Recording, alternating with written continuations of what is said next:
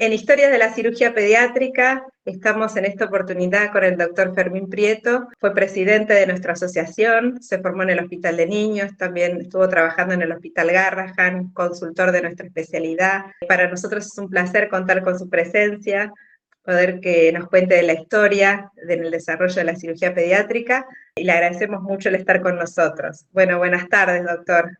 Buenas tardes y muchas gracias por los elogios. No puedo negar que pasé 47 años en los hospitales, entre el Hospital de Niños y el Garrahan, más otros servicios, como fue el Servicio de Cirugía Infantil del Güemes, que manejé durante 10 años, la Fundación Hospitalaria, el Hospital Privado de Mar del Plata. Se recibió en la Universidad de Buenos Aires, ¿no? En la UBA, sí. Y tuvo una experiencia como estudiante, ¿no? En practicantado en el Hospital de Niños. Yo en segundo año había dado las materias básicas, pero no había visto un enfermo, no sabía lo que era la medicina.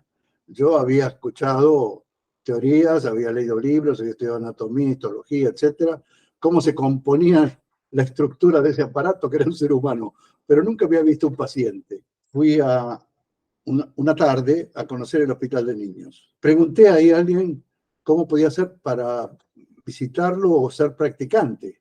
Pida por escrito al ministerio la autorización para ser practicante. Y curiosamente, a los pocos meses me aceptaron. Bueno, tenés para empezar dos opciones, o ir al laboratorio o ir a cirugía. Dije, bueno, voy a hacer la cirugía. Nunca había visto una operación, pero fui a una sala de cirugía. Entonces me incorporaron como, bueno, como mirón.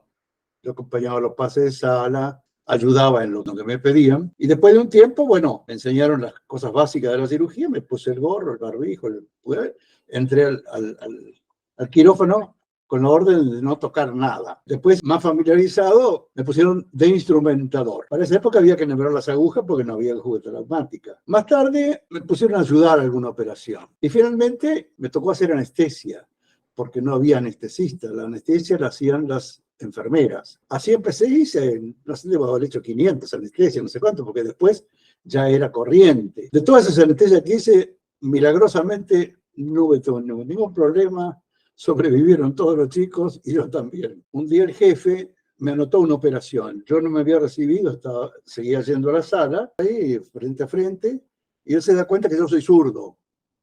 Nunca había habido un cirujano zurdo en el Hospital de Niños. Él era profesor de técnica quirúrgica y yo estaba del otro lado. Y tanto la instrumentadora como él estaban bastante confundidos porque hacer los movimientos al revés. Pues después que vio que yo sabía la técnica, me manejaba bien, y yo, bueno, terminó todo bien. El chico salió bien. Y yo con la convicción de que nunca más me iban a dar una operación, porque si no había habido un zurdo, y yo era un zurdo al cual había que enseñarle técnicas quirúrgicas, era complicado. Bueno, después de todo me quedé. Seguí, me hice grandes amigos ahí. Y seguí trabajando en la sala y haciendo guardia. Entonces, cuando entré a la guardia, la primera experiencia de guardia fue mirar, obviamente. Hago mi primera guardia. Al rato me llama una de las practicantes mayores. Me dice, anda por favor a ver si tienen cama, porque vamos a recibir un onfalocele. Y anda a la sala 9. Entonces lo llama Rivarola, que era el jefe. Lo anotó para el día siguiente. Para operarlo, él, como correspondía a esa época donde los jefes operaban el 80% de la patología. Y eso de las 6 de la tarde, aparece un señor peticito en la guardia, indignado, rojo, preguntando quién había sido el practicante que había internado un onfalocele sin avisarle a él. Porque él era el médico interno y él quería operar el onfalocele. Al programarlo al día siguiente, el jefe perdió la oportunidad de hacerlo, entonces estaba indignado. Ese señor era Eduardo Galíndez, el que después, en ese entonces médico interno, el que después fue quien organizó la cirugía cardiovascular en el Hospital de Niños, y que años después, cuando perdieron uno de los médicos del staff, me invitó a integrar el equipo que yo no quise, el equipo de cirugía cardiovascular que habían formado con Kreuzer y con Albertal. Bueno, después vino la residencia. La residencia entramos 4. De los 4 nos quedamos 2, porque uno se fue a Estados Unidos rápidamente y el otro, curiosamente, a los pocos meses fue obligado a renunciar. Y lo hizo renunciar el instructor, que era Arturo Gambarini, y nadie sabíamos la causa. Entonces, un día le pregunto a Arturo, ¿por qué renunció fulano? Por mentiroso. ¿Por qué? Le digo. Porque a un médico se le puede permitir el error, pero no la mentira. Él me mintió sobre un enfermo. Y lo obligó a renunciar a la residencia. Esas cosas no pasan ahora. Pasaban cuando había, digamos, a ver, por lo menos en mi imaginación, una estructura en los servicios quirúrgicos verticalista y absolutamente, digamos, concentrada en las cosas. No había más o menos. Allí las cosas eran sí o no, así o así. Había más o menos autoritarismo, pero, digamos, la formación, cuando la empezamos, era una formación muy, digamos, estricta. Bueno, terminé la residencia, fueron a los 3 años, lo voy a ver a Gian Antonio, que era el jefe de educación médica en esa época, y le digo, mire, Gian Antonio, en 3 años no se forma un especialista, por lo menos en lo quirúrgico. Entonces lo pensó, él estaba a cargo en ese entonces del Departamento de Educación Médica, donde después trabajé. Y le pareció bien. Entonces inventó prolongar las residencias especializadas hasta 5 años. Como en el reglamento municipal no existía esa posibilidad, yo fui al año siguiente, 3er año bis, único caso. Después 4.º año, el que estaba conmigo decidió terminar ahí, después fui jefe de residentes, y para entonces se concursaron las guardias con toda la estructura ya de especialistas, y esa fue una época muy productiva porque nos dio muchas posibilidades de trabajar, y sobre todo si nuestro jefe de guardia era un gran cirujano como fue Gambarini en mi caso y después Julio Roca Rivarola, que eran brillantes. De tal modo que la guardia fue una etapa totalmente productiva. Terminada la guardia se produjeron unos concursos porque habían hecho la departamentalización del hospital. Entonces, para jefes de unidades, como se llamaban a las salas, y muchos de los jefes internos, de los médicos internos, concursaron para ser jefes de sala. Y obviamente en cirugía ganaron todos los de la sala 9, que eran los más entrenados porque era la sala que tenía todo el movimiento quirúrgico pesado y era la sala más consultada del hospital por todos los servicios de clínica. Yo reemplacé a Gambarini en la guardia, estuve 10 años haciendo de médico interno, hasta que un día decidí dejar de ser preso municipal y liberarme. Renuncié a la guardia por un desacuerdo con el jefe de guardia, que era un encanto de persona, el doctor Fumagalli,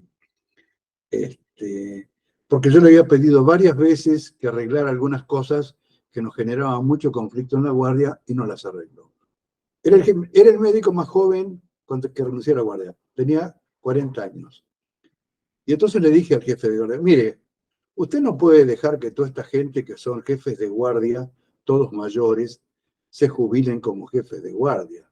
Tiene que ponerles un plazo para que nuestros residentes bien formados tengan acceso a la carrera de guardia. Y eso obligó a que varios de nuestros mejores jefes de residentes formados en el hospital no pudieran entrar al hospital. Entre ellos el doctor Korman, el doctor Freud, tuvieron que irse del hospital. Que eran personas muy bien formadas y en condiciones de ser staff. Bueno, esa fue la historia un poco de la formación. Cuando se formó el Hospital Garrahan, que se gestó en el Hospital de Niños, Se estableció el hospital, ya estaba construido, equipado, había sido formado por digamos, un grupo de arquitectos, no sé si extranjeros, que habían tomado un modelo extranjero y se habían olvidado de hacer el quirófano. Entonces tuvieron que agregar el quirófano en el terreno donde está ahora, tuvieron que rellenar un terreno y ese terreno blando empezó con el tiempo a traer problemas tales como resquebrajaduras en las paredes del quirófano. Esta era una historia.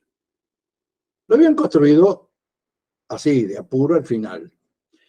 Entonces me llama Donel y dice, ¿por qué no le ayudas a Viqueira Casal, que era un profesor de cirugía, que ya estaba jubilado o jubilándose, como asesor para el equipamiento quirúrgico? Bueno, entonces yo para ver qué pasaba con el quirófano, yo no tenía mucha experiencia en el manejo de quirófano, le pido a Juana Agustín Gorri, que era la jefa de quirófanos del Güemes, en la época en que estaba Favaloro, y a quien yo había operado una nieta, en fin, la que manejaba 20 quirófanos simultáneamente en el Güemes, sola, con autoridad total sobre médicos y los anestesistas y todo el que se cruce. Entonces, bueno, Juana, vamos a ver el hospital. Bueno, sí, vamos, la voy a ver. Mira el hospital, todo oscuro, no tiene ninguna iluminación natural, todo cuadrado ahí, 20 quirófanos, 20 o 22 quirófanos, no sé con qué, lo revisa, mira, que yo... ¿Cómo van a lavar el piso en este hospital? ¿Qué sé yo, Juana? Porque no hay rejillas, no hay desagües. O sea que los arquitectos que hicieron esto no tenían idea de que esto era un quirófano y cómo había que higienizarlo. Con todo, el hospital se puso en marcha en la época de Alfonsín. El hospital empezó con un programa que ya habían hecho, con el cual yo tuve muchas diferencias. Por ejemplo, la internación conjunta fue un problema, porque la mayor parte de los pediatras que lo integraron no tenían idea de qué era un enfermo quirúrgico ni cómo manejarlo. Y tomaban decisiones de estudios o de tratamientos a veces sin consultar, lo cual era un dolor de cabeza. Y además, los cirujanos teníamos el inconveniente de que el enfermo estaba en la unidad tal, desparramado en nuestros pacientes, y no contaba con la sala de cirugía tradicional en todo el mundo, donde los cirujanos pueden controlar sus enfermos, de tal modo que nos encontrábamos con sorpresas de cosas que habían pasado, diagnósticos demorados, complicaciones no sospechadas. Así que yo tuve varios conflictos con esto. Con el tiempo largo fuimos formando grupos de trabajo, se hicieron comités de distintas especialidades y con el tiempo se fue armando, digamos, una estructura bastante, digamos, homogénea. Pero el problema para mí importante era que los cirujanos no estaban con sus pacientes. Y la otra cosa era que la integración del hospital, al impedirnos tener cama, nos limitaba la programación. Bueno, ahí en el Garrahan estuve todos estos años. Cuando el doctor Aguilar decidió dejar la jefatura, asumí yo como jefe. Y ahí estuve como 8 años hasta que me jubilé. Integré muchos grupos para trabajar. Empezamos a trabajar mucho con la telemedicina. Y tuvimos también ocasión, por una invitación de los canadienses, de trabajar con el Sick Children de Toronto. Entonces hacíamos mensualmente un Ateneo común, y que fue muy productivo y nos permitió también mostrarnos y aprender también. Doctor, ¿y tiene alguna anécdota de algún paciente así como dolor de cabeza? ¿Algún paciente que recuerde? Dolor de cabeza, varios, muchos. No podría hacer una memoria ahora, pero una de las cosas que yo señalo era la responsabilidad de los pacientes que perdían la oportunidad quirúrgica. Y una de ellos fue nuestra. Un chico entró con un diagnóstico de absceso esofrénico, un chico de 10, 12 años. En esa época no teníamos ecografía, no teníamos nada. No existía la cirugía intervencionista. Y bueno, y mientras había tantos enfermos graves, estaba esperando ahí, qué sé yo, asintomático, con un poquitín de fiebre, se alimentaba, el chico bien. Una mañana nos enteramos de la sorpresa de que el chico había hecho una vómica, porque había hecho una fístula subfreno pulmonar, se había aspirado, se inundó, e hizo una bronconeumonía terminal. Eso fue un dolor de cabeza serio, que no se lo podíamos contar a nadie, pero bueno, era así, fue así. Ese chico tendría que haber sido operante. Si hubiera habido la radiología intervencionista, sin duda, al día de entrada le hubieran puesto un catéter ahí, se hubiera drenado bajo ecografía. Pero como no teníamos entonces esos procedimientos, nos manejábamos con la clínica. Y después, sí, enfermos varios. Por ejemplo, volver una tarde al hospital, yo solía hacerlo, a ver un enfermo que había operado a la mañana y que había sangrado mucho. Era un chico al cual que le había hecho una operación de suave, grande, porque había tenido una malformación anorrectal muy grave. Y en el posoperatorio no anduvo bien, voy a verlo a la terapia y me dice el terapista, está haciendo una sepsis colónica. ¿Una qué? Y sí, lo operaste del colon, el chico estaba casi en shock. No, llevémoslo al quirófano. Al hacer la operación de suave en un chico grande, tuvimos que hacer una disección rectal de una copa suficientemente grande que siguió sangrando. El chico tenía un shock hipovolémico. Así que limpiamos eso, compensamos al paciente y se lo devolví al terapista diciéndole, antes de tomar un diagnóstico quirúrgico, avisarle al cirujano. Yo ese día no estaba de guardia, había ido al hospital a ver el chico. Y la madre me andaba buscando por todo el hospital porque el chico estaba muy mal. Esto fue la historia de que, en definitiva, quizás yo no advertí la posibilidad de que sangrara, pero era obvio que en la terapia intensiva tenían que tener criterios para evaluar una hemorragia intraoperatoria silenciosa. Una hemorragia encapsulada, obviamente, no era externa, porque estaba en el recto, digamos, desmucosado, por donde y habíamos hecho el descenso. Así que bueno, esa fue una de las historias. Otra historia complicada fue la de un médico, un cirujano urólogo de un hospital general que hacía cirugía pediátrica. Como los cirujanos generales, muchos creían que el chico era un adulto chiquito. Y bueno, ¿qué hacían? Pero además no sabían diagnosticar. Bueno, entonces estábamos en esa época en educación médica con Gambarini, y Arturo Heidenreich, que era cirujano proctólogo, era el jefe del departamento de ese hospital. Entonces le pregunto, dígame, ¿usted conoce a un doctor tal? Sí, sí, lo conozco, está en mi servicio. ¿Y qué opinión le merece? Y bueno, qué sé yo, es un urólogo, que hace qué sé yo. Bueno. El doctor tal nos manda un día al hospital de niños, un chico con una peritonitis urinaria muy grave. Hacemos un apelo, bueno, derrame por todos lados. Hay que operarlo. Bueno, lo operamos.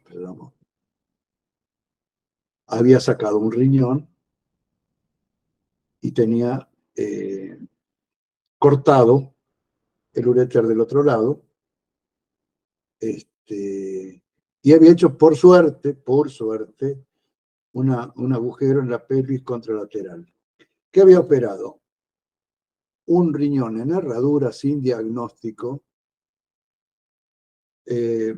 había amputado hasta donde llegó, dejó en el istmo porque ya no sabía cómo seguir, hizo la iatrogenia en el uréter, dejó sangrando el polo del riñón que había cortado, el que quedaba, y el chico se salvó porque tenía un agujero en la pelvis. Entonces yo reconstruí el uréter, le puse una nefrostomía y zafó el pobre con mucha buena suerte. Pero bueno, ese fue un caso realmente curioso. Lo resolví de guardia eso porque estaba solo. Pero un caso curioso porque la verdad que uno ha visto cirujanos generales titularse cirujanos pediatras y cometer iatrogenias, pero esa para mí fue de las más destacadas. Una de las cosas que yo recuerdo con, qué sé yo, con pesar, una madre a la que habíamos operado un hijo mayor de un pectus excavatum, nos trajo un chico más chiquito, que tenía 6 años y tenía un pectus muy marcado. Nosotros, bueno, dudamos un poco si está indicado o no está indicado, pero bueno, tenía ciertos problemas respiratorios y corregimos el pectus. Corregimos el pectus a una edad en que no se debe operar un pectus excavatum. De tal modo que el chico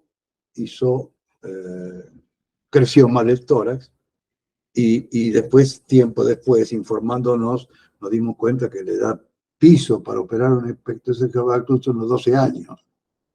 Por muchas razones, entre ellas por el periodo del paciente. Chico de 6 años, como el hermano mayor había resultado un éxito, operamos de una manera imprudente un chico menor que quedó con un tórax reducido porque no creció al sacarle los cartílagos, que era lo que hacíamos. Ahora después vinieron las barras y todo lo demás que corregían el pectus de una manera menos traumática y con buen éxito. Sin embargo, cuando en algún otro servicio ajeno fueron a aprender y hicieron el procedimiento, tuvieron mala suerte con la inserción de la barra y perforaron una aurícula. Y después los recién nacidos que siempre fueron una sorpresa. Nosotros empezamos a tener sobrevida de recién nacidos, y yo diría cercano a los 65, 70. Porque al no haber antibióticos, no haber neonatología, no haber sostén respiratorio, el manejo del neonato era manejo de un pediatra más o menos especializado, hasta que se formaron los neonatólogos y se equiparon los servicios, porque básicamente un servicio de neonatología funciona en este momento como una fábrica. Todo es apoyo artificial. Y entonces ya conseguimos sobrevidas que de otra manera no hubiéramos logrado. En la época en que estuve en el Güemes, que fue cuando tuve que dejar educación médica, operé 10 a 13 de esófago en esos años, que fueron menos de 10, todo sobrevida. Pero tuvimos una cosa curiosa. Un paciente que tenía un esófago corto, había un long gap, entonces le habíamos hecho la gastrostomía, los extremos estaban cerca, pero no iban a dar para una anastomosis. Entonces, con la idea de, qué sé yo, de aproximarlos, hice un punto no perforante para fijar el extremo caudal con el superior. Y el chico se alimentaba por la gastrostomía. Pasadas unas 2 semanas, la madre viene a decirle al neonatólogo que el chico había vomitado. ¿Cómo va a vomitar? Imposible. ¿Cómo va a vomitar si no tiene el esófago? Había hecho una fístula esófago-esofágica con el punto de transficción que yo había hecho. Y había hecho una autoanastomosis espontánea, chico. Entonces, bueno, a partir de ahí, con dilataciones, con mucha paciencia, se consiguió forzar. Porque en otras ocasiones, digamos, los tejidos son tan fibrosos que no dan para hacer ese procedimiento de la dilatación y obliga a una reanastomosis. Pero en cuyo caso, mucho más fácil, porque al estar fijado el esófago superior al inferior, la anastomosis era más sencilla. Había un recién nacido muy prematuro en la sala del hospital de niños que era de recién nacidos. No había digamos, servicio de neonatología ni cuidado intensivo. Entonces, le hicimos a un chico una esofagotomía lateral, dejando la bolsa superior, y se me ocurrió utilizar algún procedimiento para dilatar la bolsa superior y facilitar una anastomosis. Usando un canuto de goma de las lapiceras, de las viejas lapiceras a tinta, lo llené de mercurio, lo atamos, y se lo introdujimos por la esofagotomía. Y cada día un poquito, bueno, en fin. El chico se lo toleraba, le provocaba compresión, pero lo toleraba. Finalmente el chico, como la mayor parte de los prematuros en esa época, con una patología quirúrgica, se murió de sepsis. Y fui a ver la autopsia. Y claro, el extremo superior había crecido y estaban casi a punto de anastomosarse. Cosa que me llamó mucho la atención. Pero de cualquier modo, a partir del ascenso gástrico, ahora los esófagos cortos tienen otro tratamiento. De cualquier modo, siempre preferí el reemplazo colónico al ascenso gástrico, porque la traslocación del estómago termina provocando lesiones graves a distancia en el esófago. Y otra vez, con un caso similar, hice el reemplazo con seco ascendente y probablemente por digamos, defecto técnico, más una sobretransfusión que le hizo un espesamiento, digamos, del retorno venoso, fue la necrosis. Cuando fue la necrosis, tuvimos que sacarlo, esofagotomía, y esperar. Esperamos 2 años, 3, no sé. Entonces un día, bueno, vamos a operarlo. Ese día lo operamos con próceres. Me ayudaron Puigdeval y Rivarola, Alejandro Rivarola, un sobrino de él. No nos daba el colon para elongación vascular. Entonces le pusimos en el tórax intestino delgado. Cosa inédita. Cuando la chica sobrevivió bien, respiraba más o menos bien, pero tenía medio de mi tórax ocupado con el intestino. Y no sé cuánto tiempo le llevaba la digestión, pero finalmente pudo sobrevivir. Esa es una de las cosas de lo más curiosas que recuerdo ahora. Arturo Gambarini fue un instructor nuestro y un médico interno brillante, un cirujano general formado. Un día, en el hospital de niños, en esa época, los médicos internos eran todos cirujanos. El médico interno se había ido al hipódromo, domingo a la tarde, con lo cual quedó el hospital en banda. En ese momento en esa tarde llega un chico con una grave lesión de vasos axilares por un traumatismo grave, qué sé yo. No había cirujano. Entonces la monja de la sala 9, la hermana Florencia, que era personaje que merecía una novela, se le ocurre llamarlo a este muchacho, a Gambarini, que vivía a 2 cuadras del hospital. Gambarini, que era un cirujano brillante, lo resolvió. El chico se salvó, resolvió la lesión vascular, acomodó las cosas. Al día siguiente, el director lo llamó al médico de guardia del domingo, le dijo que le llevara la renuncia inmediatamente, y sin estar preparado, porque no era la intención de Gambarini, le propuso que fuera médico interno, en reemplazo del que había completado. Y así se quedó Arturo Gambarini en el hospital de niños y fue un verdadero maestro, porque fue el que empezó a utilizar recursos de la cirugía de adultos que los cirujanos de niños no hacían. Y él trabajó mucho en hipertensión portal y nos enseñó a muchos, por lo menos, a manejar el diagnóstico y a saber qué es lo que no hay que hacer, que sacarle el vaso a una hipertensión portal. Él se vinculó con Monereo en España y después se fue a España como jefe de cirugía del Hospital de Alicante, de cirugía pediátrica, y se quedó allá. Pero fue un tipo que impulsó grandes recursos nuevos en la cirugía pediátrica y nos enseñó a todos a hacerlo. Doc, y usted como jefe de servicio, ¿qué le diría a un jefe de servicio? Ahora le diría que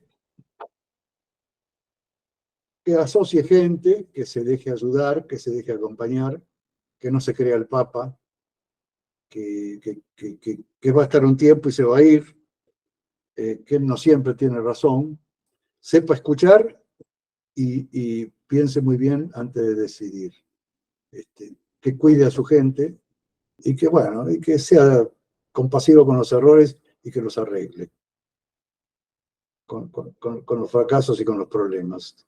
Hay que estar al lado. Yo le diría que fundamentalmente ayude a operar, porque es la manera de evaluar los cirujanos y comprometerse más con los pacientes. Y a los residentes, Doc, ¿qué le diría? Y los residentes tienen que matar dentro del hospital. La residencia es para... de ahí uno saca todo. La residencia es fundamental. Revolucionó la atención médica en la Argentina. Y eso fue mérito de 3 o 4 visionarios. Rodolfo Moreno en el Lanús, Brea en clínicas, Gian Antonio en la pediatría, Lanari en el instituto, que fueron formados en Estados Unidos en parte y hicieron lo suficiente para instalar las residencias en Argentina, que empezaron en los años 58, 60, y que los residentes se saquen la cabeza la idea de que son empleados mal pagos. No tienen idea de lo que les paga el hospital con 8 horas diarias rodeado de gente que les enseña. Doc, ¿y a quién considera sus discípulos? No, ninguno. Amigos tuve muchos, discípulos no. Gente con la que trabajé mucho con Williams, con Marín, con Perazo, con Enrique Freud, con Raúl Corman, con quien trabajamos mucho en la sociedad, organizando la revista, con Marcela Bailes, con Mariano. Esos, digamos, lo que me suenan como más cercanos, por lo menos en el afecto y en la lealtad. Y con Janowski, que fue un cirujano muy especial. Janowski fue mi ayudante. Stanislao Janowski fue compañero de Roberto Casella en la residencia, falleció hace no mucho. Tuvo una historia muy curiosa. En la época en que se abolió la entrevista en los concursos de residencia, que inicialmente daban un puntaje de 30 puntos. 10 puntos por promedio, inalcanzable. 10 puntos por entrevista, alcanzable o inalcanzable, y el examen.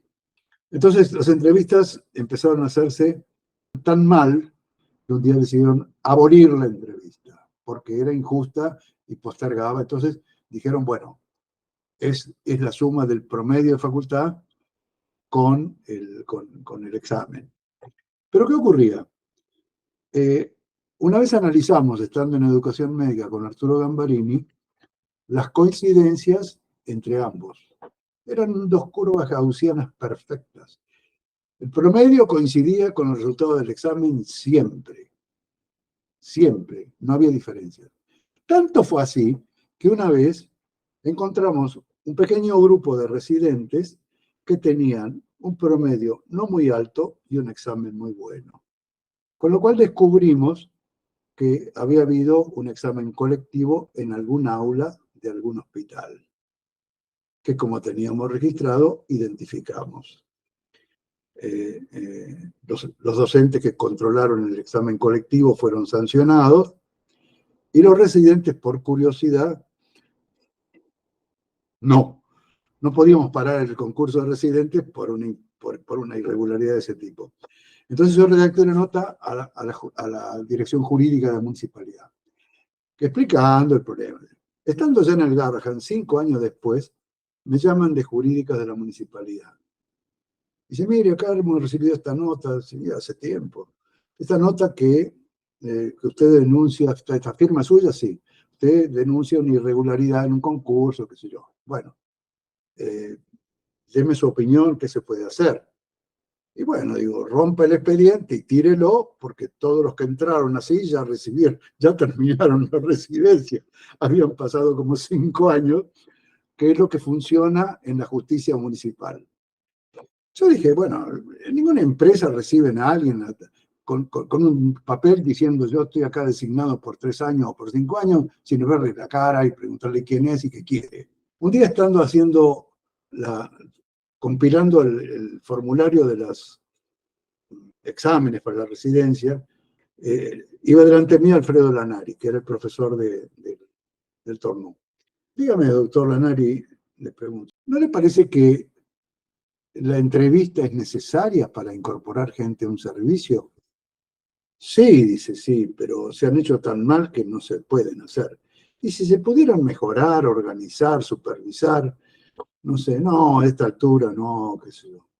Imagínese una cosa, le digo, que un muchacho aprueba el examen de residencia, sale primero, tiene un buen promedio, un buen examen, y se presenta a un servicio de cirugía como cirujano. Y es manco. Y usted se imagina que lo tiene que recibir sin haberle visto la cara. Así como encontramos algunos otros con problemas mentales. Esa es una historia. Entonces, bueno, a partir de eso de las entrevistas, yo recuerdo un examen de tantos en que se había completado la lista de los que tenían acceso por los cargos que se ofrecían, y había 3 residentes que habían incorporado en esa época, y un cuarto detrás a la espera de si alguno se iba. Y un quinto detrás, porque era el orden de méritos. Uno de los residentes que entró decidió irse. El que estaba cuarto, que tenía acceso a la residencia, nunca apareció ni fue a preguntar por su resultado a educación médica. Y ahí teníamos una mujer, Blanca Lizarralde, que era la madrina de los residentes, una persona que era la jefa de personal y que era una maravilla de persona. Entonces un día viene y nos dice, estábamos con Gambarini, dice, miren, dice, acá tenemos este problema.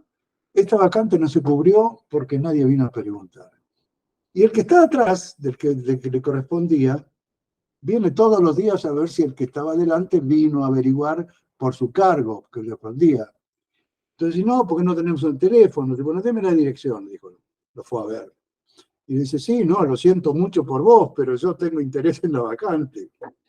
Entonces, como ese año nos sobraron partidas de otras residencias que no se habían ocupado, inventamos una partida más y se la dimos a ese que era Llano. O sea que le dimos una plaza más en función de su conducta. ¿Quién era ese doctor? ¿Te acuerdas? Y después entró al hospital, trabajó con nosotros y después fue mi ayudante hasta que yo dejé de trabajar y bueno, y él falleció hace poco tiempo. Y usted fue presidente de nuestra asociación también. Yo empecé cuando era residente, se había fundado recién la Sociedad Civil Infantil. Y entonces un día Gambarini me pregunta, decime, ¿vas a las reuniones de la Sociedad Civil Infantil? Mira, le digo, fui a una, pero era una cosa muy pobre, eran presentación de trabajos, ninguno muy importante, no había grandes discusiones, me pareció muy chanta, así le dije. ¿Y vos qué pensás hacer? Y entonces, ¿por qué no entras en la sociedad para mejorarla? Porque si vos vas a ser cirujano pediatra, sería bueno que tengas una buena sociedad de cirugía infantil. Y ahí entré. y fui secretario de actas de entrada. En la primera camada había pocos. Me eligieron secretario de actas. Hice los resúmenes de todos los trabajos del Congreso anterior y los publiqué en forma de revista. Y a partir de ahí empecé a tener la idea de formar una revista cirugía infantil.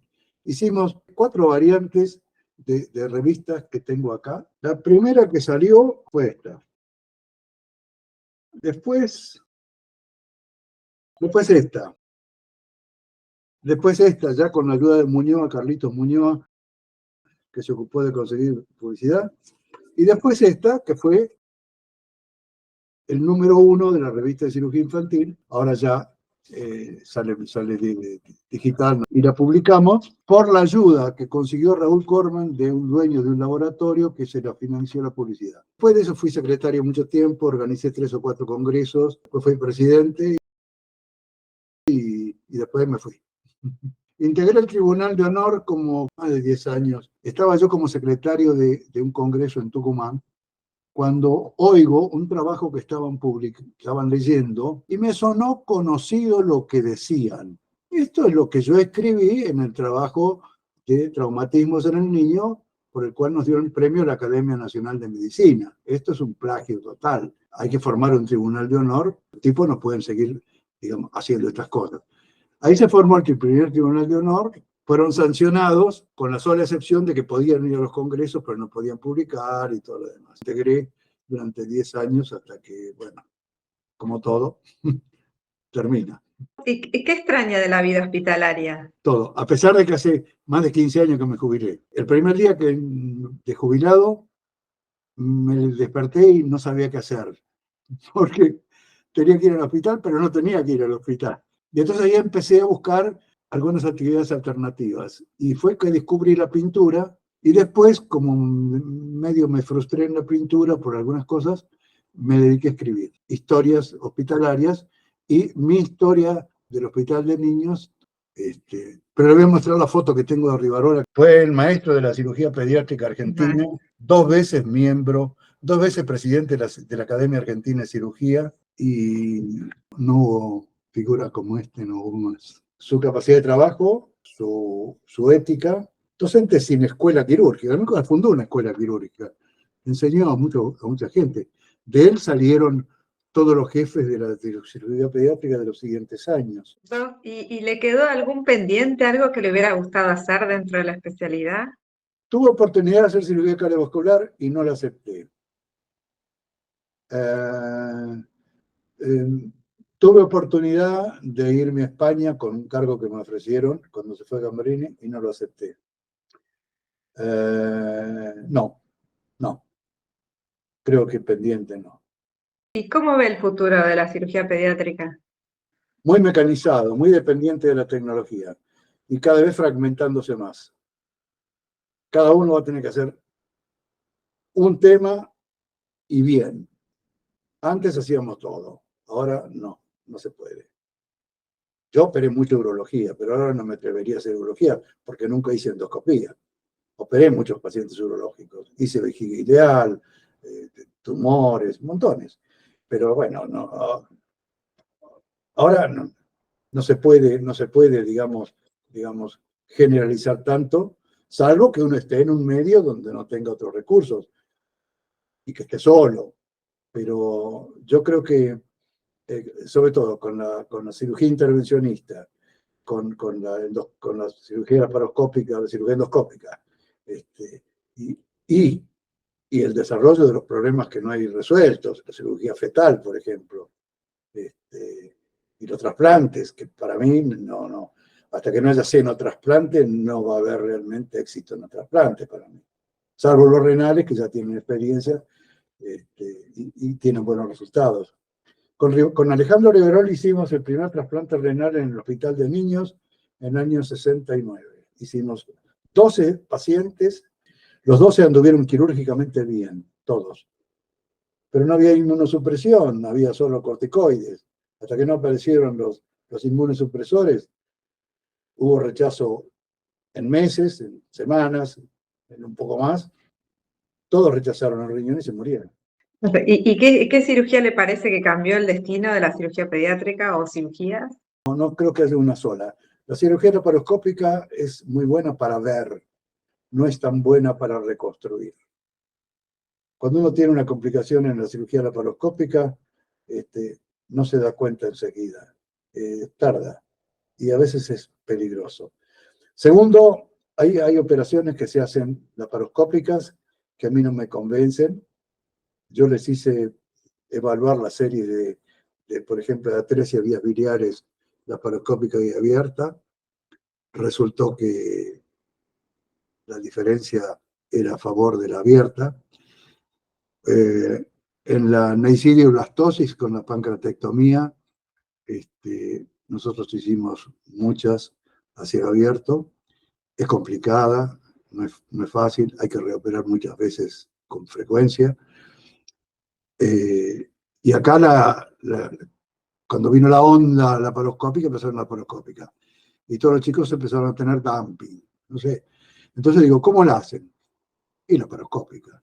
Cuando vino Lange, que fue un residente nuestro que se fue a Estados Unidos, está en San Francisco, decime una cosa, ¿cómo hacen las resecciones pancreáticas allá abiertas?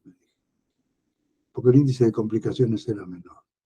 O sea que la cirugía laparoscópica es una gran innovación, pero creo que tiene sus límites. No todo lo que se puede hacer se debe hacer. Y yo pienso que la cirugía la mejor no es ni la que duele menos, ni la que deja menos cicatriz, ni la que es más rápida. No, es la más segura. ¿Y qué opina de la simulación Me en parece cirugía? perfecto, porque entrenarse con los chicos nunca fue bueno. Lo hicimos nosotros, en nuestra generación, pero eso es esencial, es esencial. Y yo creo que hay que tener el brevet de aprobado en la simulación para ponerse a operar a un enfermo. Doc, le agradecemos muchísimo por compartir con nosotros su historia. Ha sido muy amable y gracias por la atención. Gracias, Doc. Nos vemos. Hasta luego. Hasta luego. Hasta luego.